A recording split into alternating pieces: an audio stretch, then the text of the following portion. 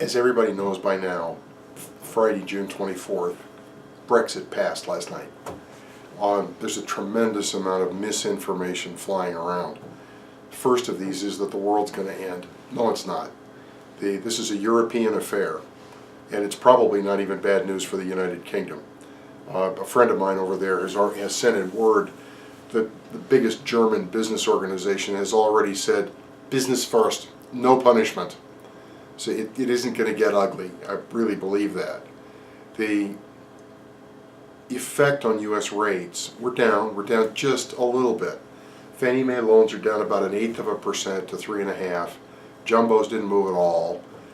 I suspect that the violent movement in markets today will begin to unwind as early as next week. Everything will go back to normal here. Worried about the Fed, worried about the job data that will come out the Friday after the 4th of July. It's not over though. The Brexit consequences that are big are whether it triggers further escapes from Europe. Both Holland and Denmark have very strong lobbies in favor of having referenda on whether or not to stay in Europe, and actually both of them are likely to leave. There's some question about whether Brexit might make others in Europe hold more strongly together or press them apart. Much more likely to be the latter. It's possible that Brexit will cause a change in the German frame of mind, which has been stupid and punishing for a decade. Maybe. The main thing that moved the markets today is a tricky thing. The markets are wrong all the time. They wake up one morning and oops, we were wrong. But Europe, for 10 solid years, has been falling apart. The euro a complete disaster, and everybody's known it. Everybody in finance has known, no doubts. But the European Central Bank has pulled back from the brink over and over and over again, and so everybody's just asleep. They're all curled up in their jammies and not worrying about it.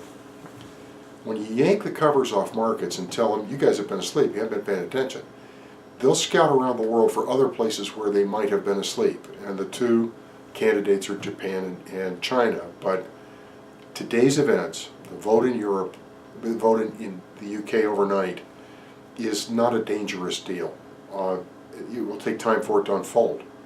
There's another thread going through, which is, oh, this is Trumpism and isolationism in the UK. This is an island off the coast of Europe. There's nothing isolated about the place. England has lived on its trade for as long as we have records. I mean, for 2,000 years. This isn't an isolationist deal, nor is it a racist deal about immigration. This is about who's going to control Britain's affairs. And as I wrote in the copy nearby, here we have an immigration argument. And it will ultimately be resolved in Congress, and we will resolve it. Imagine if you were told that American immigration decisions were going to be made in Montreal or by the UN. How then might you feel about the matter? I'm an Anglophile. I believe in Britain. I'm impressed with what they've done. I think it's going to turn out well in the UK, in Europe, and really all over the world. It's not an occasion for fright. The markets have overdone it. Have a good weekend.